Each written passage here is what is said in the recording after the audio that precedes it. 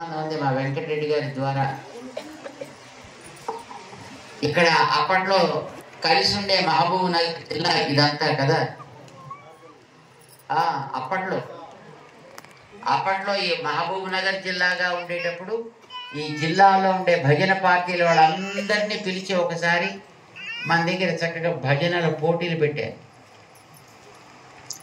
గ్రామాల్లో మన పనులు అయిపోయిన తర్వాత సమయాన్ని ఇలాగా అలాగా ఏవో ఈ టీవీలు చూస్తూనో సినిమాలు చూస్తూనో తాగుడు తందనాలకి పాడు చేసుకోకుండా అలా మొత్తం ధనాన్ని ఆరోగ్యాన్ని నాశనం చేసుకోకుండా మీలాంటి పెద్దవాళ్ళంతా గ్రామాల్లో భజన సమాజాలు పెట్టి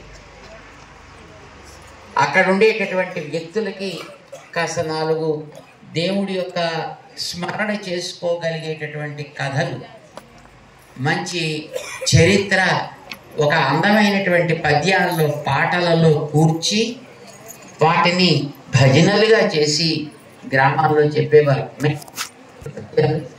అలాంటి మేము భజన పోటీలు పెట్టినప్పుడు ఎంతో మంది ద్వారా వాళ్ళు పాడినటువంటి ఆ పద్య సాహిత్యం వింటే మాకు భలే ఆశ్చర్యం వేసేది.